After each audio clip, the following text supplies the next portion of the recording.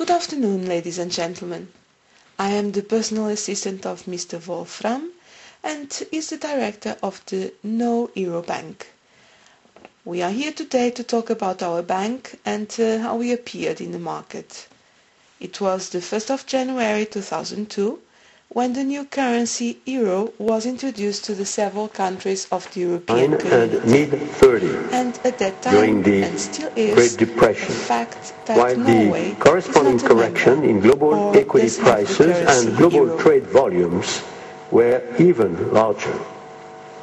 However, the good news is that the global economy has now turned the corner, also have to say thanks to the unprecedented support measures taken by both central banks all over the world and by executive branches, which have helped restore confidence.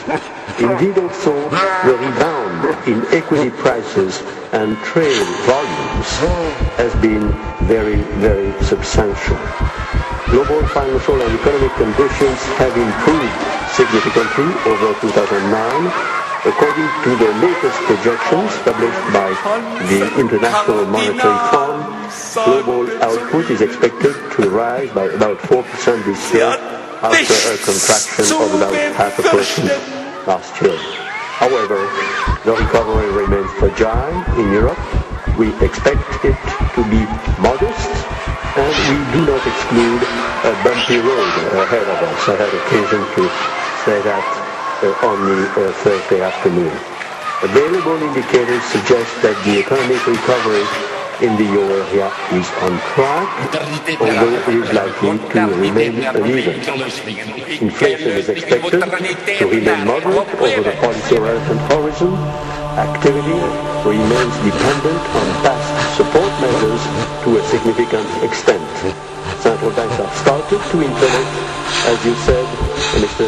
Rector, their gradual exit from non-standard support measures, and it is of paramount importance that government implement rigorously consolidation strategies in the near future. It's one of your four challenges. Above all, we cannot afford to be again in such a dramatic situation at the global level.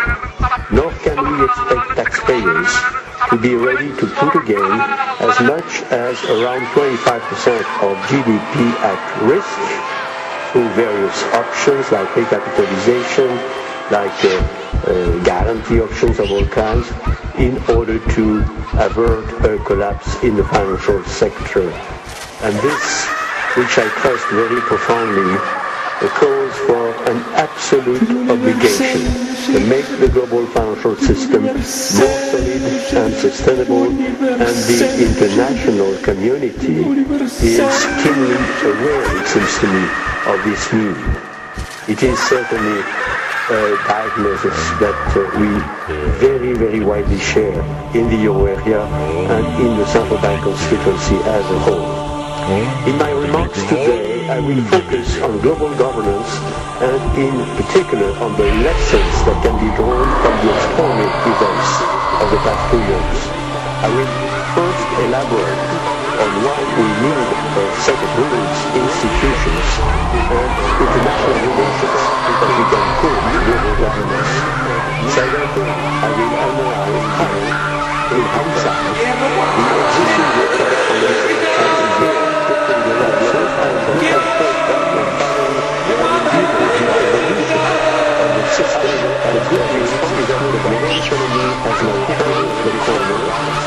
also has to say thanks to the unprecedented support measures taken by both central banks all over the world and by executive branches, which have helped to restore confidence.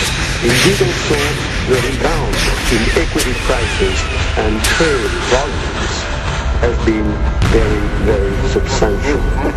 Global financial and economic conditions have improved significantly over 2009, according to the latest projections published by the International Monetary Fund. Global output is expected to rise by about 4% this year after a contraction of about 0.5% last year. However, the recovery remains fragile in Europe.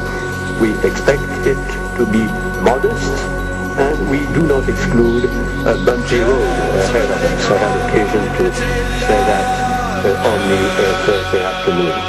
Available indicators suggest that the economic recovery in the euro area is on track, although it is likely to remain uneven. Inflation is expected to remain moderate over the policy-relevant horizon. Activity remains dependent on past support measures to a very, very widely share in the euro area and in the central bank constituency as a whole. In my remarks today, I will focus on global governance and in particular on the lessons that can be drawn from the extraordinary events of the past 2 years. I will first elaborate on why we need a set of rules, institutions, and international relations that we can call global governance. Second, I will analyze how, in hindsight, the existing global governance has fared during the global financial crisis. And Mr. Wolfram is now at the main exchange office of Oslo train station and is offering the services of our No Euro Bank to the clients. I'm transferring euros to Norwegian euros.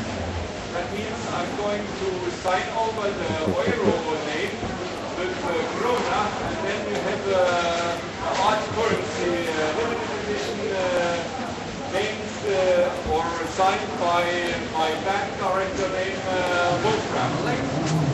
And that is a art project from the No Euro Bank.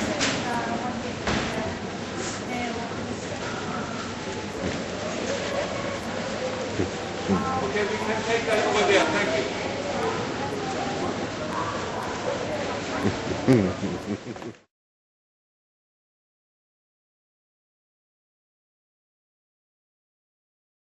And here you see the director of the No Euro Bank signing over European bills with the Norwegian word krona and creating a new currency, the 2fine4art Norwegian euro.